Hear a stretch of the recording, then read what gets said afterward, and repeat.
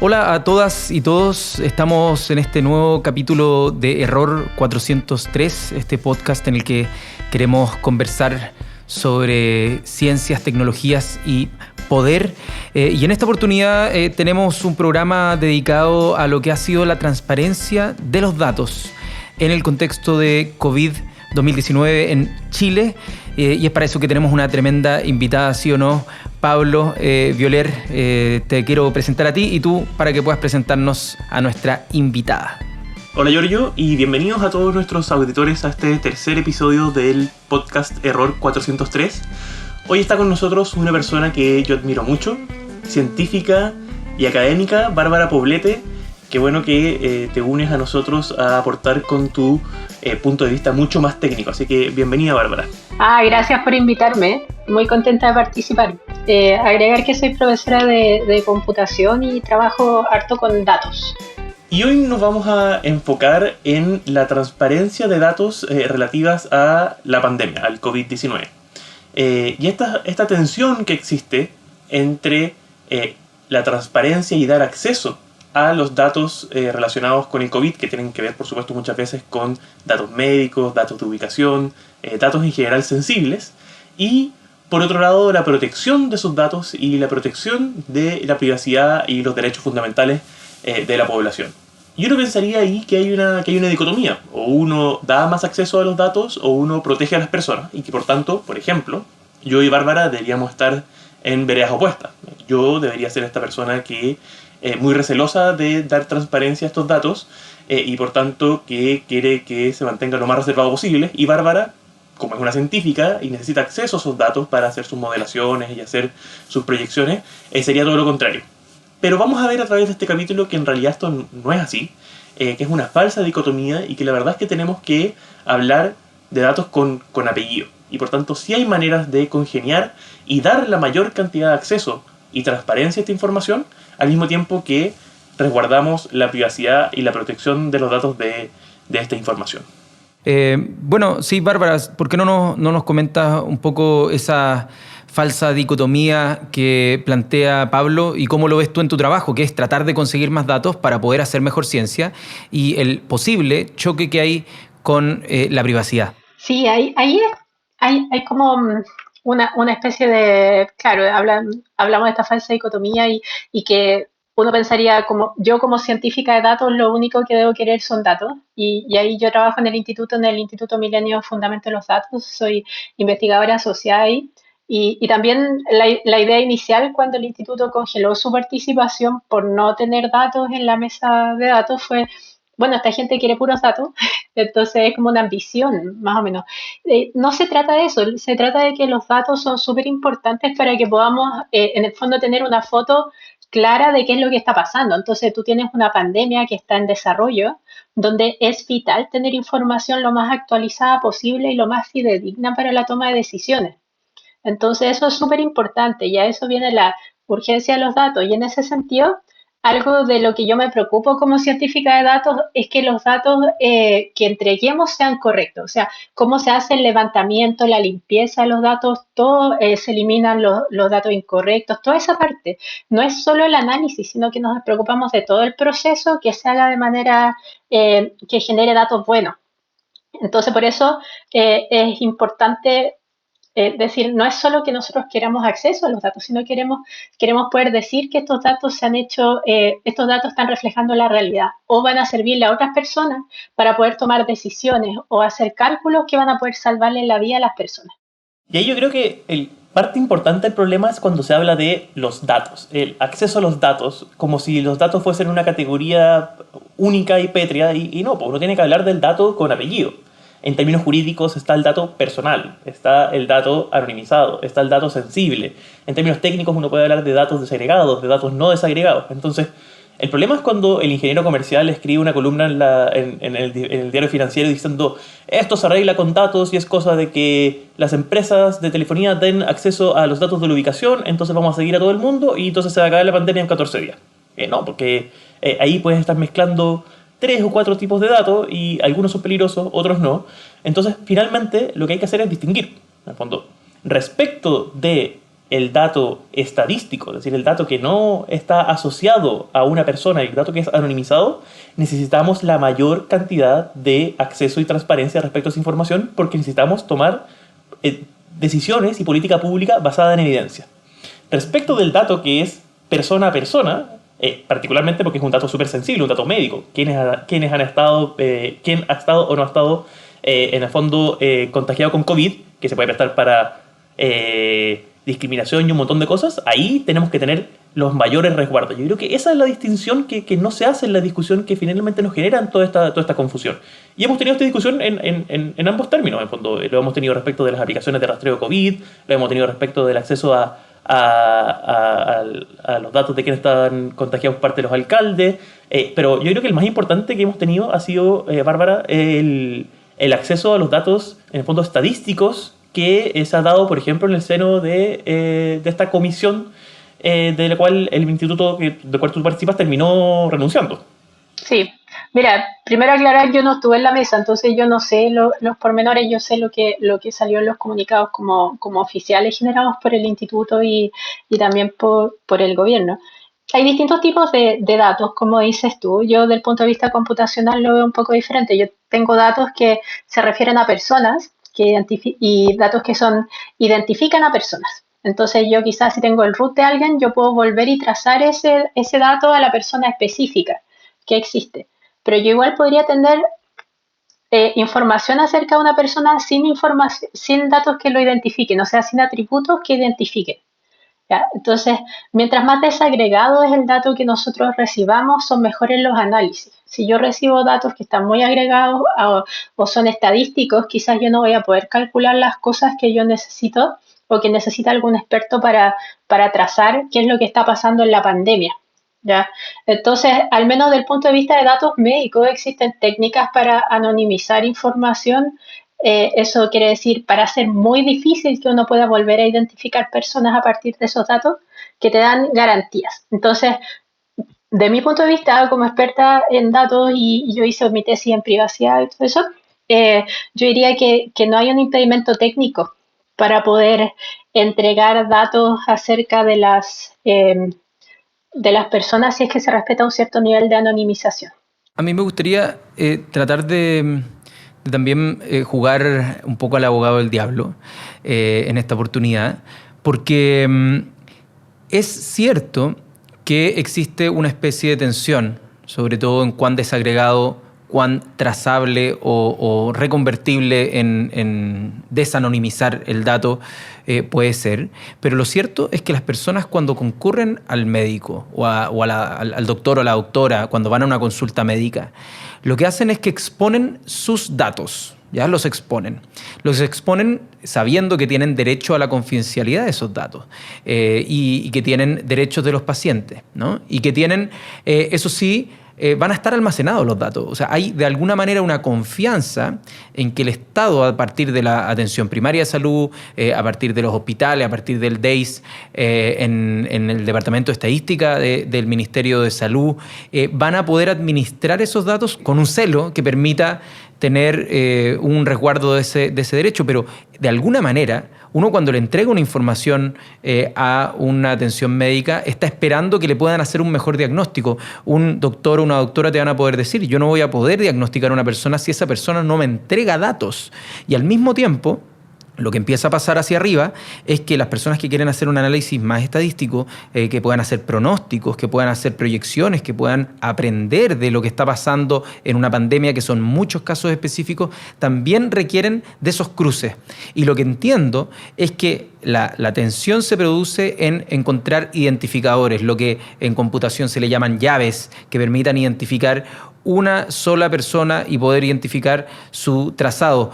La tensión está si es que esa información debiese solo mantenerla el Estado de manera central o si es que la debiese poder publicar. Y ahí hay una tensión importante porque también una vez que se anonimiza, si es que están desagregados, alguien podría hacer una reconstrucción de ese dato a partir, si es que en el fondo, no sé, pues las características son demasiado parecidas a una sola persona o si había un solo caso en una comuna, todas las personas van a saber cuál era esa trayectoria.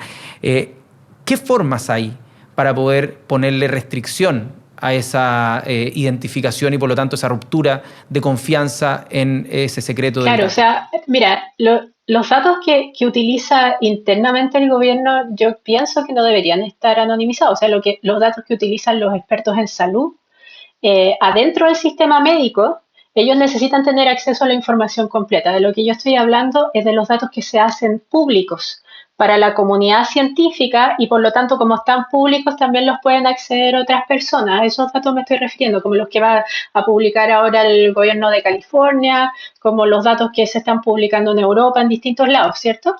Entonces, refiriéndome a esos datos, en el fondo existen técnicas de computación que han sido desarrolladas hace, no sé, esto es como del año 2000 más o menos, puede ser, un poco antes, que te garantizan que tú no vas a poder encontrar al individuo dentro de la base de datos. ¿Ya? Aunque tú desconozcas cuáles son las llaves, ¿cómo le llamas tú? Porque hay llaves que conocemos, por ejemplo, el root de la persona yo lo conozco, si alguien me dice su número de tarjeta de crédito también es único, cosas así, pero se ha demostrado que tú puedes identificar de manera única a una persona con su cumpleaños, su sexo y el código postal. Ya es muy fácil, en Estados Unidos se puede reidentificar como al 98% de la gente con esos 3 bits de información. Entonces tú no sabes cuál es la llave que después te pueden usar para encontrar a la persona. Entonces, lo que hay, por ejemplo, la técnica más antigua que ha salido se llama K-Anonymity. Entonces yo garantizo que todas las filas en mi base de datos, en el fondo todos los registros de las personas, van a ser por lo menos de K personas. Nunca va a haber un individuo que tenga todos los campos iguales. Entonces, si yo hago que ese número sea muy grande, por ejemplo, 100, requiero 100 personas, que sea mujer de, no sé, 40 años, que vive en tal código postal, etcétera, etcétera. Si yo tengo 100 personas, va a ser muy difícil después volver al individuo. Entonces ahí, eso tiene algunos problemitas que hacen que ahora se utilicen técnicas mucho más avanzadas. Ahora se usa algo que se llama privacidad diferencial, differential privacy, que tú le metes ruido a los datos. Entonces, eso te da muchas más garantías, pero tú igual puedes aprender los modelos que tú necesitas luego para utilizarlo. Entonces, están todas esas cosas, pero la gente que trabajamos en esto sabemos hacerlo bien. Entonces, en el fondo, si se quisiera de verdad hacer esta publicación para darle a la comunidad científica lo que necesita, existen técnicas comprobadas que podríamos utilizar. Sí, y ahí, reforzando lo que dice Bárbara, es que dependiendo de quién eres y qué es lo que haces, es qué tipo de datos necesitas. Por supuesto que si tú eres el departamento a cargo de trazabilidad, tú necesitas conocer la identidad de las personas contagiadas, porque tú tienes que empezar a llamarlo y decirle con quién estuviste en contacto, dame su número para llamarlo a él, y esa trazabilidad se hace así, y se tiene que hacer así. Y de hecho hemos fallado bastante en eso, entonces por supuesto que en ese estadio, esa información tiene que ser personal, porque te necesitas saber quiénes son para hacerles seguimiento. Ahora, respecto de, por ejemplo, en términos epidemiológicos, en el fondo, en esta idea de que la comunidad científica tiene que ser capaz de acceder a esa información para poder hacer sus modelos predictivos, tú no necesitas saber, en el fondo, cuál es el nombre de cada persona que está contagiada y dónde vive. Tú necesitas saber, en el fondo, información de cuántos son los contagiados, en qué sectores, cuál es la tasa de contagio, cuáles son los flujos de población, pero no necesitas saber la identidad de cada uno de ellos. Entonces, un muy buen ejemplo, por ejemplo, fue cuando Interferencia sacó entre comillas, reportaje de el mapa secreto del Ministerio de Salud en donde salen las personas contagiadas con COVID. Y después publicaron el mapa, y en el mapa salía un puntito, y el puntito era la persona contagiada. Y ahí tenemos un problema, en el fondo, porque ahí, si tú sabes la dirección de una persona, puedes probablemente saber quién es, porque tú puedes cruzarlo con otra base de datos de dirección y en el fondo hacer el proceso de decir, bueno, entonces aquí viven personas que están contagiadas y ser capaz de saber quién está contagiado y quién no está contagiado. ¿Necesitábamos saber esa información? No, quizás esa información se podría haber hecho a través de un mapa de calor y ahí saber cuál es y el mapa de calor te dice en esta cuadra hay tantos contagiados o en este sector no sé cuánto sector censal hay tantos contagiados y así ha evolucionado la pandemia, y eso sí te sirve para la toma de decisiones, pero no necesariamente te muestra uno a uno. Y yo creo que el gobierno ha sido bien oportunista en este tema, porque hayan habido momentos de la discusión en donde se ha dicho no podemos entregar más información porque hay leyes de privacidad. Y no era cierto, porque en el fondo los científicos no estaban pidiendo la identidad de las personas contagiadas. Estaban pidiendo información, y aquí tenemos un problema el otro día descubrí que los científicos con los abogados tenemos un problema de terminología. Porque cuando nosotros hablamos de información estadística, no nos referimos a información a promedios. Información estadística es solamente lo contrario a información personal. En el fondo, información estadística es algo que no refiere a una persona en específico, pero no necesariamente agregada. En cambio, ustedes usan estadístico como sinónimo de agregado. Algo puede ser uno por uno, pero si no puedes revincular esa información con la persona, es estadístico. Entonces, los científicos estaban pidiendo acceso a la información no de las personas contagiadas, sino que información respecto de la cantidad de contagiados, la tasa de contagio, en el fondo los mapas de cuántas personas hay contagiadas en cada comuna, y eso es a lo que no se está dando acceso. Bueno, de hecho, en la carta que se publica el 30 de abril, llamada Datos abiertos para el combate del coronavirus, hay una pregunta que definen como clave en esta atención, que sería: con la información que se necesita para mejorar los modelos predictivos, ¿se puede identificar individualmente a un paciente COVID-19? Y esa es la pregunta clave que yo creo que el gobierno finalmente trata de confundir. Y ahí nos pasamos a un segundo tema que queríamos tocar, ya más allá de la definición, que tiene que ver con el ámbito más del poder, más de la comunicación política y finalmente de los intereses que pueden haber detrás, que muchas veces para los gobiernos pueden ser múltiples, para las sociedades también, para las empresas, para la sociedad civil, etc. Pero la pregunta es si tienes los datos, si hay un departamento que está dedicado a almacenar estos datos, si existen las técnicas, como tú bien comentabas, Bárbara, para poder introducirle ruido y generar una certeza científica de que estos datos no van a poder vulnerar esta privacidad. Entonces, la pregunta es ¿por qué no se dan? ¿Cuáles son las posibles respuestas que tú le das a este campo, Bárbara? Ahí yo no lo sé, o sea, lo que tendría que hacer es como especular por qué no se toma la decisión de compartir los datos. No sé, salieron algunos reportajes que decían que es más bien, yo me imagino que es un tema político, que en el fondo tú te expones a críticas. Mientras más tú te abres en cuanto a información a lo que estás haciendo. Por ejemplo, yo he dicho antes, a mí me hubiera gustado mucho conocer cuál es el modelo que se estaba usando para la toma de decisiones, cuál era el modelo epidemiológico, ¿ya? Si era inmunidad de rebaño o qué cosa era. Mientras más tú abres lo que estás haciendo, te expones a críticas. Mientras más tú te cierras y eres más hermético, menos te podemos criticar. Entonces, de cierta forma, como un mecanismo de defensa. El problema es que en términos de científicos, uno necesita exponerse a la crítica para poder tomar las decisiones correctas.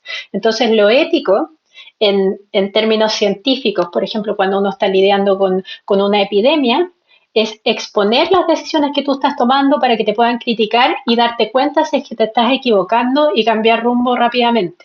Entonces, no es lo mismo que cuando uno está decidiendo una estrategia, no sé, para ir a la guerra o otras cosas que necesitan estar ocultas. En este caso, no. ¿Ya? Entonces, no porque a uno mucho lo ataquen, su plan de control epidemiológico va a dejar de funcionar. O sea, si tú estás en lo correcto, el tiempo lo va a demostrar. Entonces, esa sería como mi especulación, que es más bien tratar de resguardarse de las críticas, pero en este caso no tiene sentido porque no funciona igual que otras decisiones políticas. Sí, yo creo que aquí hay un tema en fondo, el rol de la transparencia. Entonces, una opción es funcionar como lo ha hecho nuestra cultura política desde la concepción del Estado, que es, bueno, el Estado te está dando una cifra y el Estado es el Estado y por tanto tú tienes que confiar en esa cifra. Y esa premisa es la que ha estado detrás de en la lógica del gobierno constantemente. Es ¿cómo que no le estamos dando los datos? Aquí están los datos. Lo que pide la comunidad científica, en el fondo, es accountability, es responsabilidad. En el fondo, dame la información para yo poder sacar la cuenta y ver si llego al mismo resultado que tú. Auditar. Entonces yo me he dedicado a... claro, que sea auditable. Porque eso le da transparencia, pero al mismo tiempo permite, como bien dice Bárbara, en el fondo conocer la forma en que está calculando el gobierno y en el fondo conocer cómo es que se están tomando las decisiones. Y en base a eso, la comunidad científica va a poder decir, ¿sabes qué? Esta no es la forma correcta, esta es la forma correcta. pero en el fondo la opacidad respecto de cómo se hace ese proceso impide a la comunidad científica decir, oye, se está haciendo así y en realidad hay que hacerlo así, porque solamente te están dando la cifra gruesa. Entonces, a mí me ha dado pena, la verdad, ver a científicos en Twitter diciendo, anoche me quedé hasta las 4 de la mañana haciendo regresiones para poder inferir cómo el gobierno calcula tal variable. Claro. En el fondo, tenemos a las personas más talentosas de Chile perdiendo el tiempo tratando de inferir la forma en que el gobierno calcula ciertas variables cuando esa información tendría que transparentarse. Y yo creo que el mayor indicador de que esto es una decisión política lo sacó la tercera en su momento. Y la tercera dijo que el ministro Mañalich en las reuniones de gabinete decía que él lamentaba que se aumentase el tipo de información que se iba a transparentar porque eso daba municiones a la oposición. Entonces, otra aproximación es decir, ¿sabes qué? Como lo han hecho otros países. ¿Sabes qué? En GitHub aquí está toda la información, auditen, hagan sus cálculos y veamos si llegamos al mismo resultado.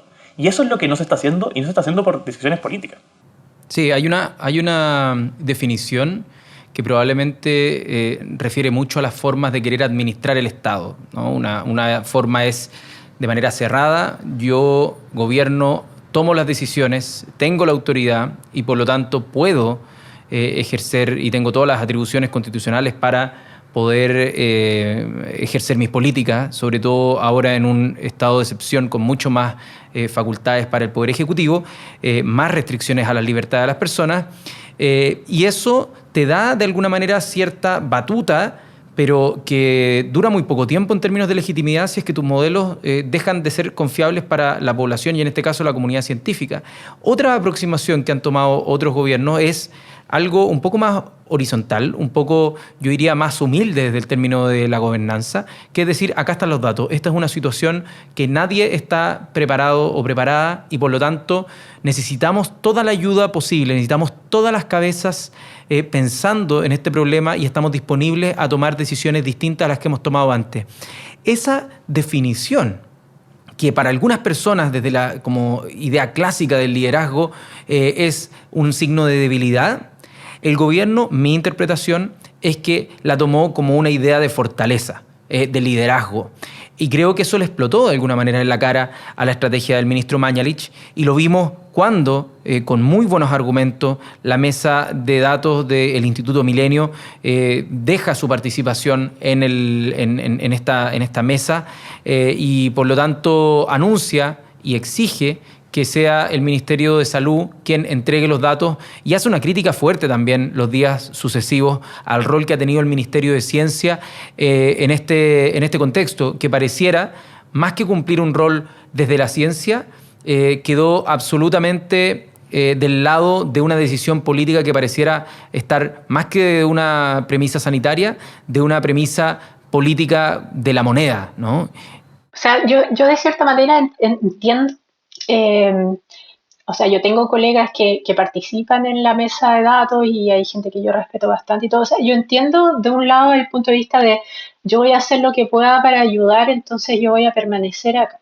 En particular, el Instituto Milenio, Fundamento de los Datos, tenía el rol de disponibilizar los datos para la comunidad científica. Entonces, estando ahí sin poder hacer eso, ya no quedaba nada más que hacer. Entonces, al permanecer, esta es mi interpretación de las decisiones que tomaron las personas del instituto que estaban ahí.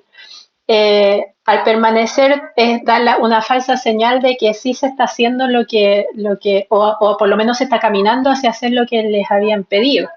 Entonces, y ya se habían agotado todas las instancias para hacerlo. Pero yo puedo entender cómo quizás otros científicos permanecen ahí porque quieren hacer modelamiento con lo que sea, aunque no tengan datos porque quieren ayudar. Entonces, en el fondo, todos queremos que al gobierno, yo quiero que al gobierno le vaya bien en el control del COVID. Quiero que mi familia esté a salvo. Si a mí me llaman a ayudar mañana, yo estoy dispuesta a ir a hacerlo. No, la diferencia va a ser que si yo encuentro que algo está mal hecho, lo voy a decir y lo voy a decir públicamente. Entonces, yo creo que eso es un poco también el rol de nosotros como científicos, tiene que ver con alzar la voz para poder criticar las cosas que no nos parecen, porque por mucho que estemos pagados por fondos públicos, nuestro deber es con la ciudadanía y con hacer un bien para todas las personas. Ya no porque alguien nos esté financiando, nosotros tenemos que hacer todas las cosas que nos piden. Exacto, bueno, y de hecho el desafío a la autoridad es como una de las premisas de la ciencia, ¿no? El desafío a lo establecido, a las leyes, es la única forma de poder teorizar sobre nuevas leyes en la naturaleza y en en las distintas ramas de la ciencia. Y eso también trajo ese desafío, esa idea de desafiar, trajo bastantes problemas en el ámbito político, porque el gobierno centró y apostó en un comienzo todas sus fichas del control de la pandemia a lo que ha sido, lo que fue en su momento, bajas cifras comparados con el resto del mundo en materia de letalidad y mortalidad. Y eso fue drásticamente cambiando y fue expuesto precisamente desde la sociedad civil, por el periodismo de investigación y luego por centros de estudio que hicieron algunos análisis en función de metodologías que estaban aplicando en otros países del mundo. Hubo una crítica, una polémica en torno a cuán bien se estaban desarrollando las metodologías, inicialmente por la periodista Alejandra Matus, luego cómo el centro de estudio Espacio Público lo retoma, luego un intercambio epistolar también con un rector de una universidad que criticó este estudio, y por lo tanto se ha generado una polémica porque pareciera, lamentablemente, que toda esta situación de la pandemia se reduce a una cifra, a la cifra de personas que han fallecido y que el gobierno reporta o no reporta. Y la verdad es que si lo pensamos en el largo plazo, me refiero en 1 o 2 años, las muertes sí se van a saber, o sea, no hay forma de ocultar las muertes. Entonces, la pregunta que surge ahí es ¿por qué? ¿Cómo existen distintas interpretaciones de cómo medirlo y por qué no hacerlo de una manera homogénea desde el principio? Mi impresión, y aquí es solo una interpretación, es que el gobierno en esta materia ha ido cambiando la estrategia de forma acomodaticia, que mostrar, en el fondo, mostrar lo que más nos conviene mostrar para aparentar que hay una buena gestión en torno al control de la pandemia. Y eso es súper poco auditable. Y por lo tanto la democracia funciona peor si es que uno no es capaz de medir por el indicador que sea, y uno puede tener muchos indicadores para ver si es que alguien lo hizo bien o lo hizo mal, pero en particular frente a estos temas derivados de la pandemia el gobierno ha sido particularmente confuso, y creo que al final, más que traerle réditos al gobierno, ha traído muchísimo más desconfianza en la institucionalidad pública finalmente, no solamente en un gobierno, y eso es un daño obviamente no comparable con el de las vidas humanas, pero sin duda que va trayendo una desafección de lo público que yo creo que también va a ser difícil de recuperar.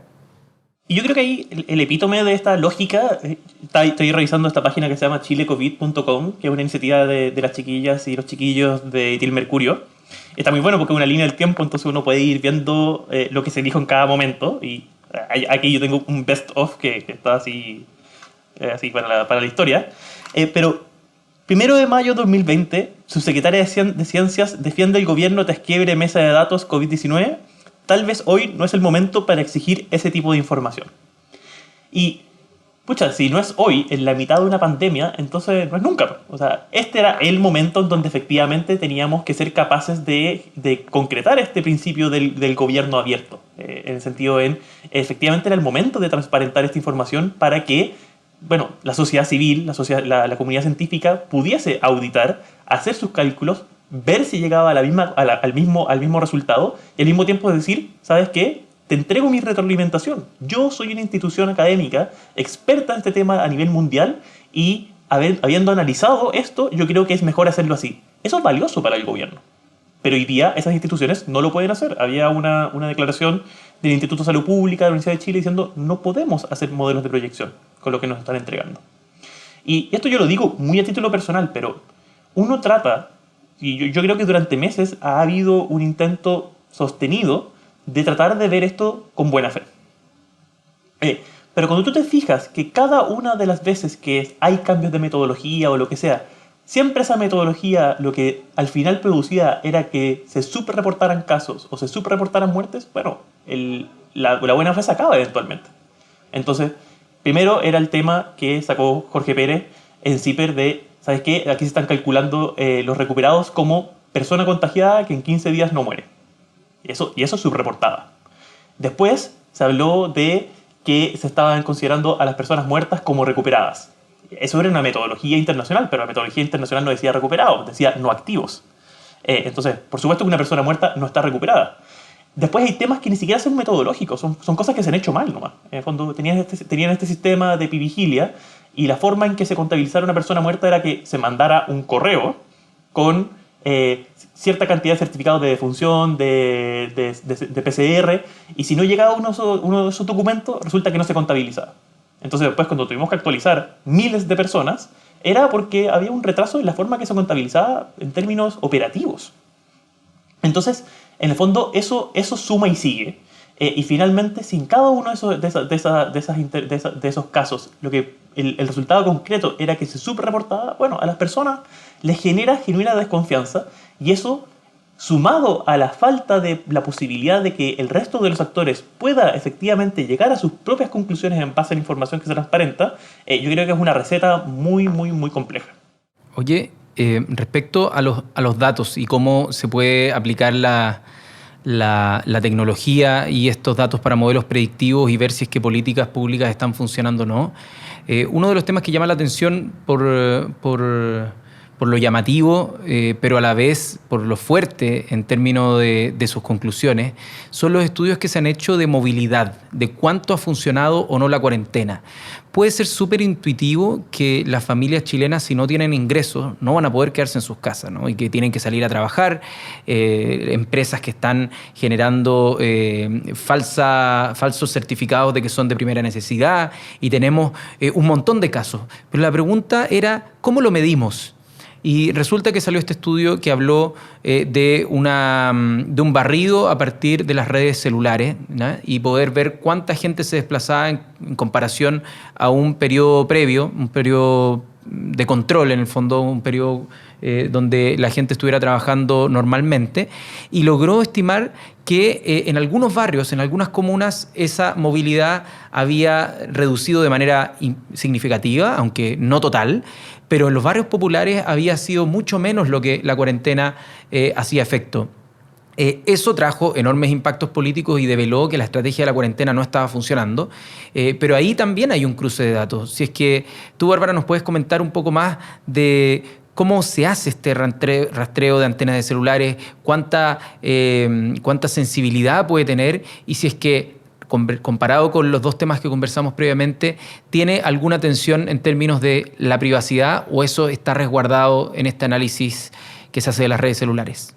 Depende, va a depender de quién haga el análisis. Yo entiendo que este análisis, el que se está entregando ahora, han aparecido varios reportes. O sea, hay como reporte de movilidad de Google, hay otro de Apple y hay uno de la Universidad del Desarrollo también, que creo que publican datos ellos agregados junto con el informe del Ministerio de Ciencias, que viene como algunas semanas atrasado. Entonces, lo que yo entiendo es que al menos lo que publica la Universidad del Desarrollo o los datos que analicen ellos tienen como un convenio interno con Movistar.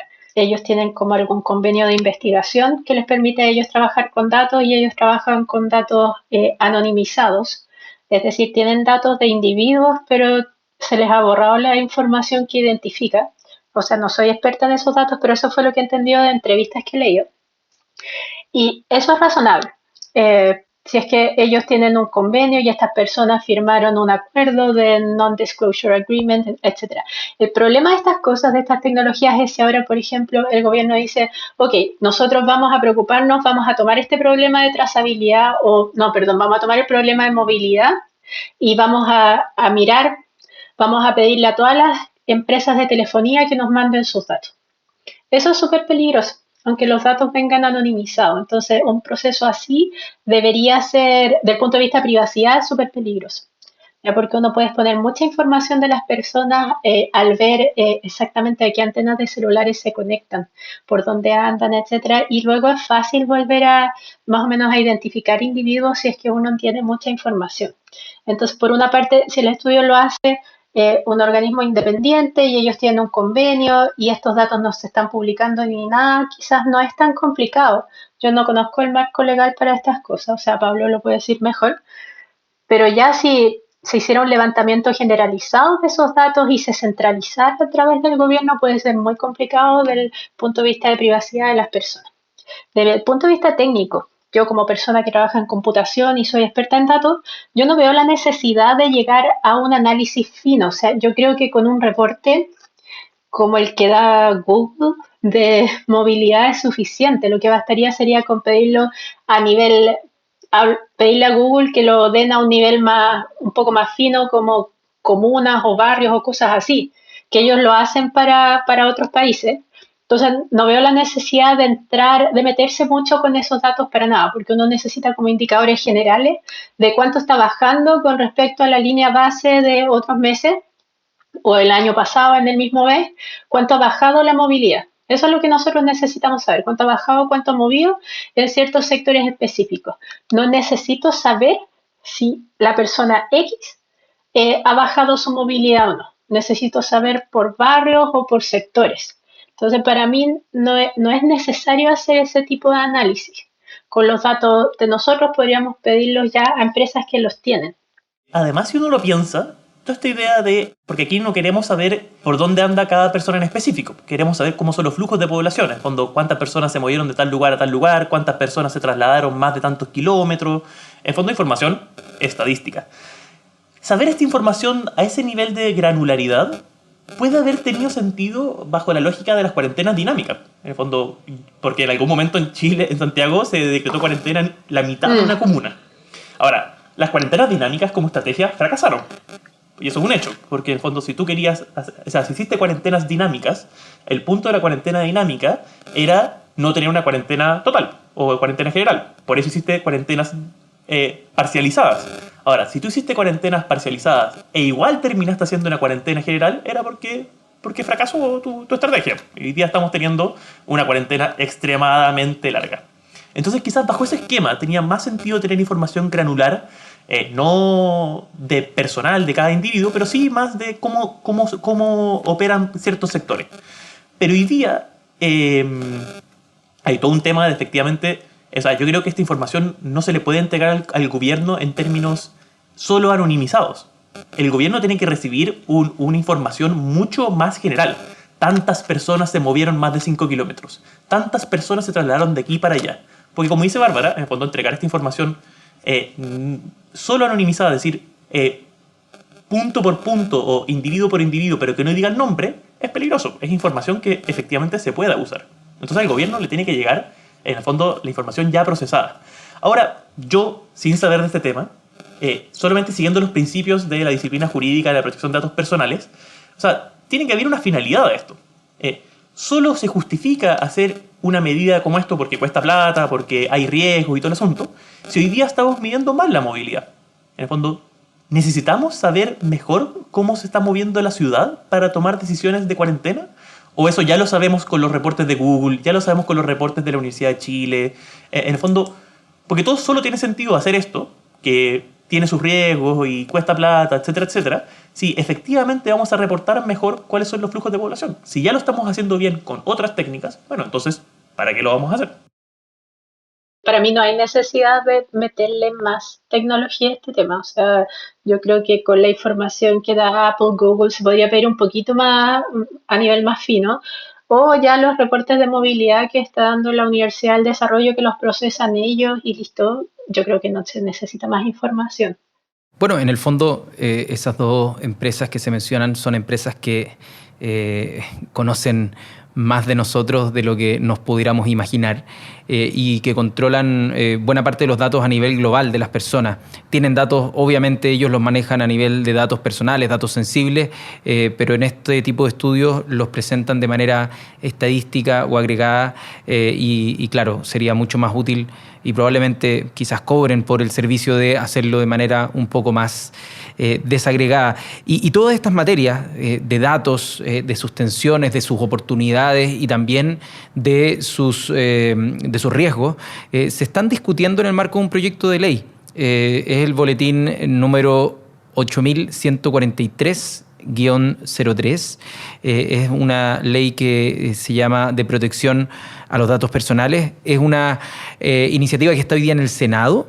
y que la idea es que pase a la Cámara de Diputados para su tramitación, para venir a tratar de homologar algunos aspectos y mejorar otros de lo que se conoció en Europa como la GDPR, o la ley que regula aspectos generales de la privacidad de los datos. No sé si es que alguno de ustedes, Bárbara o Pablo, se quisieran referir a la importancia de actualizar nuestro marco normativo en materia de datos para ir cerrando este capítulo respecto a la protección de los datos personales en contexto COVID. O sea, sí, yo creo que en el fondo haber tenido reglas más claras en esta materia, yo creo que hubiese sido nos habría permitido enfrentar mejor estos dilemas. Ahora, igual estamos en una circunstancia en donde la realidad un poco supera generalmente los marcos. En el fondo aquí estamos en circunstancias en donde lo que han primado son más bien decisiones que son derechamente políticas. Entonces ahí, en el fondo, tener un mejor marco de protección de datos personales nos hubiese permitido afrontar mejor ese aspecto del problema, pero no el que hemos conversado durante todo este capítulo, en el fondo. El qué vamos a darle a entender a la comunidad científica y qué no, y si vamos a transparentar cuáles son los indicadores que utilizamos y cómo llegamos a la fórmula de quién vamos a considerar como recuperado, quién vamos a considerar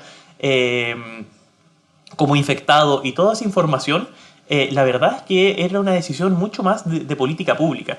Y yo creo que ahí, en el fondo, fallamos y yo creo que eso es algo que a mí me pasa siempre. Que prima mucho en nuestra cultura democrática esta idea de que tú te dedicas a puro criticar. Entonces, no aportas en nada. Bueno, pero el solo hecho de que yo estoy diciendo que algo está mal hecho, hasta cierto punto es un aporte, porque está mal hacer cosas que están mal. Y por tanto, hoy día, Bárbara lo decía, esta idea de exponerse a cómo uno está viendo las cosas o cómo uno está haciendo las cosas, no se ve como un valor en sí mismo.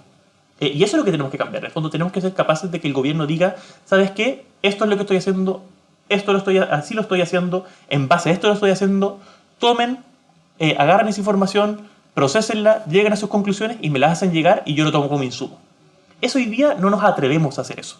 Preferimos dejarlo en el cajón y decir, ¿sabes qué? Yo soy el gobierno y tienen que confiar en mí y no me vengan a criticar porque ¿acaso ustedes van a repartir mascarillas? No, pues se dedican a puro criticar y no aportan. Y esa mentalidad es la que hoy día nos tiene en el barro en el que estamos. Yo quisiera agregar sobre el tema de los datos, como decía Pablo, el tema de entregar los datos y en el fondo exponernos a críticas. Mientras más datos, son mejores las decisiones que podemos tomar. Mientras más crítica, vamos a encontrar los errores más rápido. No es solo hacernos perder el tiempo, sino que nos va a ahorrar muchas vidas y muchos problemas.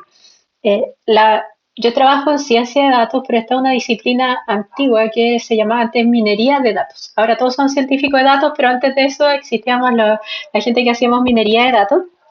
Y básicamente en mis conferencias, si tú no publicas los datos sobre los cuales sacaste tus conclusiones, tu paper no es aceptado, tu artículo no es aceptado.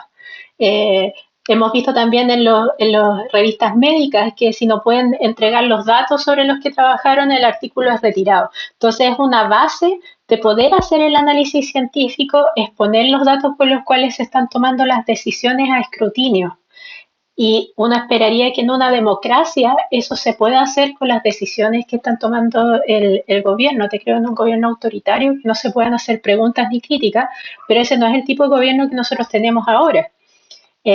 Lo otro que quería decir con respecto al tema de la movilidad es que no se está discutiendo, o sea, no solo está en la discusión pública el tema de la movilidad y ver si las personas están saliendo de sus casas o no, sino que también se está hablando de estas apps de contact notification o contact exposure. O sea, en el fondo, si yo estuve en contacto con una persona que luego le diagnostican COVID positivo, que la aplicación me notifique a mí que tengo que ir a hacerme un test porque pasó esto, porque esa persona dio positivo, y lo notifica a todos los contactos.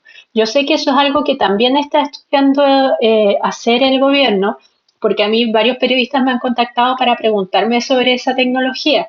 Y acá también hay decisiones que tomar que es súper importante que sean auditables, porque en el fondo esto se puede hacer de manera centralizada, donde todas las personas que instalamos la app le damos nuestros datos, todos nuestros datos a la agencia centralizada del gobierno, y esas apps tienen muy baja adopción porque nadie quiere entregar sus datos, o también se puede hacer de manera descentralizada, en que solo te avisa a ti que tú estuviste expuesto, pero no le llega a la agencia central.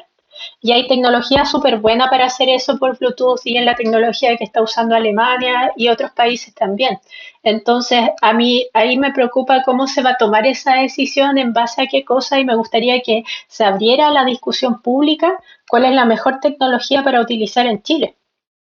Bueno, de hecho, Bárbara, te vamos a invitar a revisar el capítulo 1 de este podcast Error 403, en el que justo hablamos de esas tecnologías que buscan trazar de distinta índole. Incluso tocamos esa relacionada con la tecnología Bluetooth, que era una de las que mejor cuidaba al menos el aspecto de los datos personales, pero también podía tener otras dificultades para mostrar su efectividad. Así que es un tema que está abierto. Sin duda, nosotros, al menos me imagino, los tres vamos a estar siempre muy expectantes de que puedan haber espacios donde la tecnología pueda aportar. Yo al menos me considero un ñoño, me gusta mucho la tecnología, pero al mismo tiempo, como he venido aprendiendo de la tecnología durante el tiempo, también me muestro más escéptico de sus resultados, porque a veces se toma como un fetiche. Entonces, seguro va a seguir esta discusión. No sé si, Pablo, ¿quieres agregar algo sobre eso antes que pasemos a nuestra sección, ya que se ha vuelto una tradición y que vamos a invitar a Bárbara también a participar? Solo para cerrar, me parece que esta idea de la transparencia cumple dos funciones. Una es la que hemos estado conversando en este programa, en el fondo es que permitir la mejor toma de decisiones, tomar decisiones basadas en la evidencia y hacer mejores políticas públicas. En el fondo, porque tienes la retroalimentación de la comunidad científica, de la sociedad civil, y por tanto, esa crítica, esa fiscalización, en el fondo puede hacer enmendar al gobierno de rumbo cuando se equivoca, y eso, bueno, puede salvar vidas. Pero por otro lado está el hecho de que esa transparencia genera este proceso de auditabilidad, y en el fondo lo que genera es responsabilidad política. Y por tanto, si yo soy un ciudadano, mi capacidad de confiar en el gobierno es mucho mayor si el gobierno me dice, ¿sabéis que aquí está toda la información? Revísala y ve si llegas a la misma conclusión que yo. Entonces, en el fondo, limpiar este manto de opacidad y de suspicacia es súper importante. O sea, en el fondo, es muy negativo que hoy día en Chile haya gente que cree que el gobierno esconde personas muertas. Porque eso, en el fondo, orada la legitimidad de quienes están en el poder. Independiente si tú eres oposición o eres oficialista, en el fondo, eso no tiene que pasar. Y por tanto, esta transparencia en la información cumple esa doble función, y yo creo que es momento que empecemos a tomar el peso. Bueno, con ese comentario vamos a pasar a una sección final. Te vamos a invitar, Bárbara, a participar en lo que hemos denominado el Minuto Ñoño. El Minuto Ñoño, lo que tratamos es de recopilar algo que en la última semana nos haya llamado la atención, que nos hayamos vuelto adictos o adictas a alguna aplicación, juego o algo que realmente sea de una ñoñeza importante.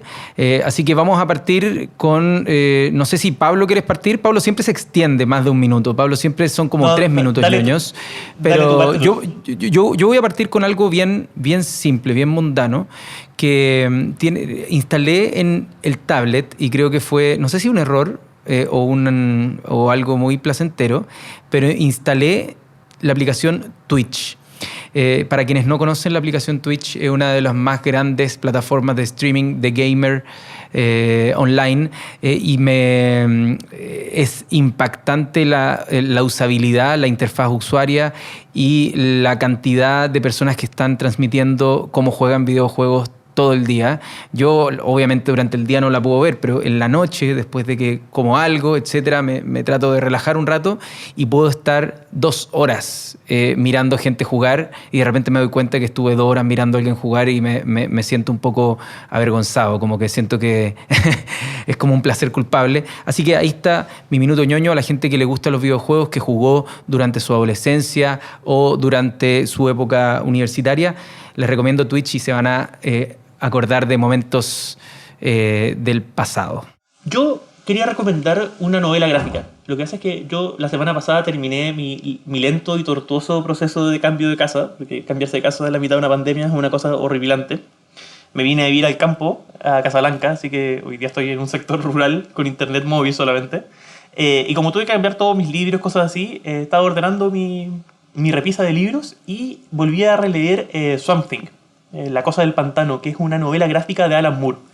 Y es bien bonita la historia de Swamp Thing porque es un personaje de DC que había fracasado. Cuando habían hecho un par de cómics, se le había ido más o menos, habían abandonado el tema y agarraron a Alan Moore y le dijeron, ¿sabes qué? Agarra este superhéroe y le haces un reinicio. Y Alan Moore agarró este tema que era como bien ahí nomás y hizo una novela gráfica que es una obra de arte. O sea, el personaje es como un pantano viviente, pero él es una especie de elemental de la naturaleza. Es la forma en que la naturaleza se defiende de los humanos. Entonces él pelea contra la gente que contamina el pantano, contra las empresas, y etcétera, etcétera. Y es muy bonita la novela gráfica porque en algún momento el tipo se pregunta qué es él. Y en algún momento el humano que se transforma, porque el típico accidente, en el fondo, es como hubo una explosión nuclear, entonces me transformé en Hulk.